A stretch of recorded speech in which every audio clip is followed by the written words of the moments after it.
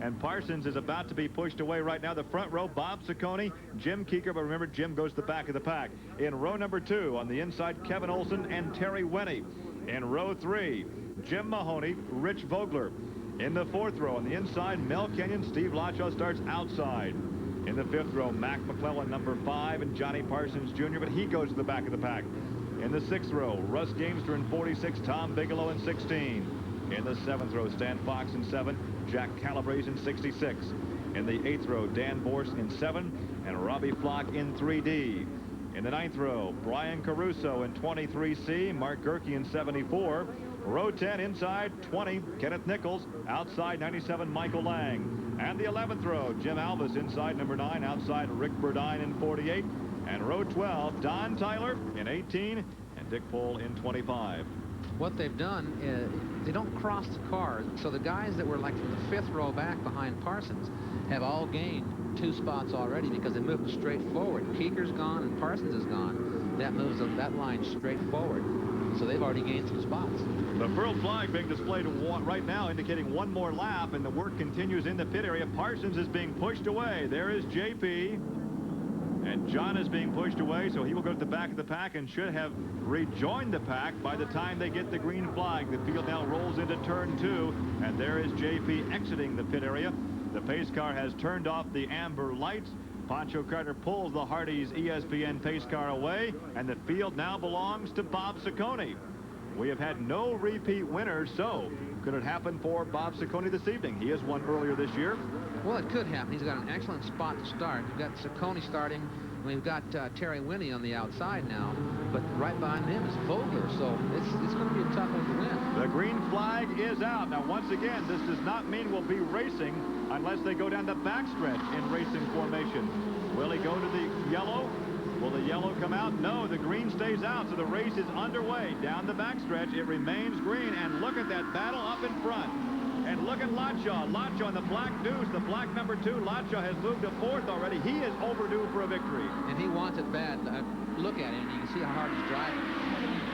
They all want it bad, though. Kevin Olson wants to win bad. This car didn't show up last week, and he came with no ride. And he's back in this car, and now he's leading the race.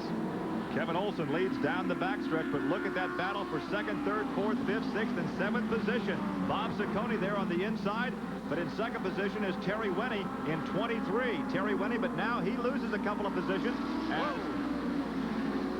I thought we were going to get a little tangled there. A lot of cars going in and out, and Rich was looking for a place to go, and they all closed up on him. Well, Bob Ciccone has moved to 2nd. Terry Winnie is up to 3rd, but look at that battle coming off the corner.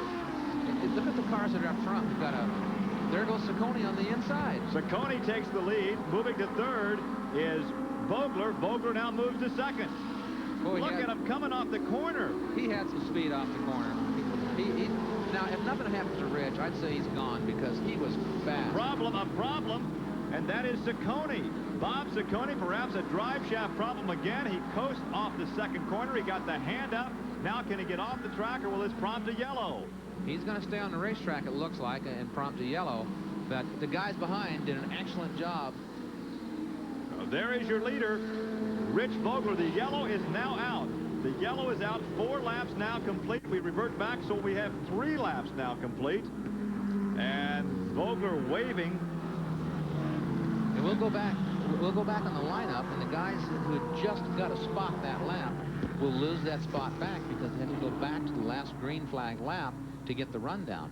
Well, we talked about Bob Ciccone being a past winner here during the Hardy Series. One past winner is watching us tonight in Fort Collins, Colorado. Mike Gregg took a nasty ride last week at the Belleville Nationals. His car was destroyed. He has some stitches in both legs. He's very sore, but hopes to be back in the pavement car on the dirt at Springfield next weekend. So, Mike, we wish you well. We'll see you over in Illinois a week from now, but he is watching and recuperating and working out the soreness in Fort Collins, Colorado.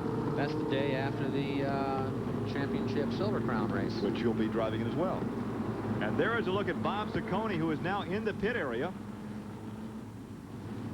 So the crew takes a look at that car, and what we saw earlier in a big smile obviously has turned to a frown now as they're, well, Lou Ciccone, his dad, talking to him, looking over the left rear, so it does not appear to be in the drive line area. No, and the way it stopped, it could have been a...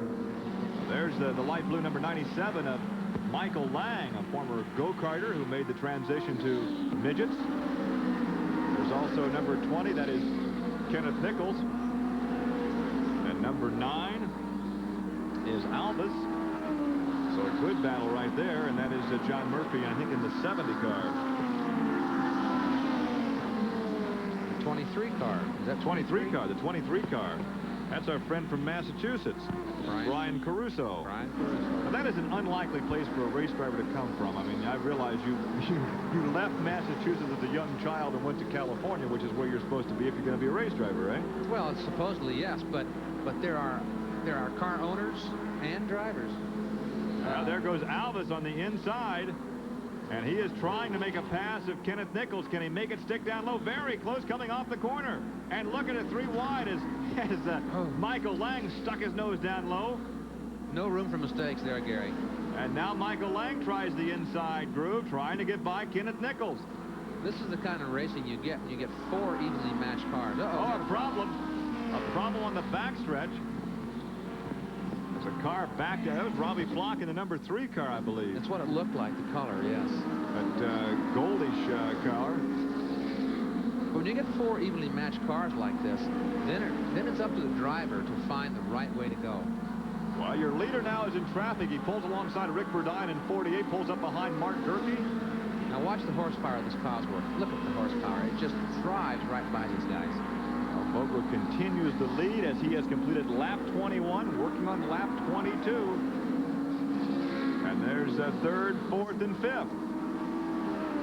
That's Fox in the 7 car, that Mahoney in the 93 car, and Steve Latshaw.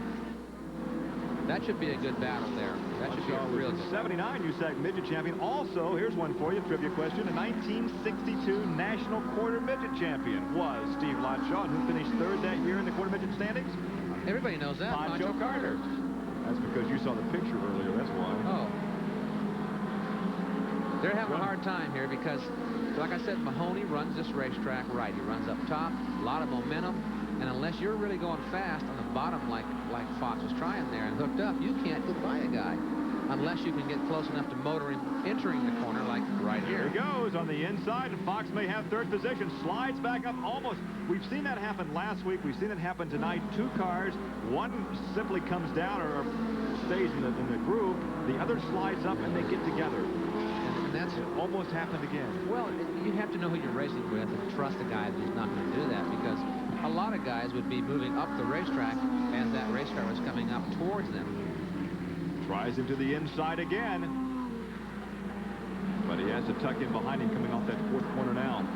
His pass is going to be on an entry into a corner with speed. And it may not be. Tries it here, but he can't make it. I think the 3rd turn's a better spot than the 1st turn for it. And when you try it at the 1st turn, usually you can't get back in time to make it with the 3rd turn, but there he goes with speed and horsepower. And he's gone by. Jack Calabrese is out of the race. He's pulled that 66 car behind the wall. And now 3rd place belongs to Stan Fox. The best ride he's had for a while in a midget. And it's interesting to see how a car in front is holding another car up. You really can't tell that until the guy gets by. And then if he stretches him out and puts some distance on him, then you know he was holding him up. 26 laps complete. We have 27 now complete and 3 laps to go, and I think we'll have a repeat winner. It looks that way, barring any unforeseen engine problems. Rich has this in the bag. He's just long gone, and he's out. He's not on a Sunday cruise, but he's not really working that hard. He knows his car's fast, and there's no one near him, so he's just happily going on his way.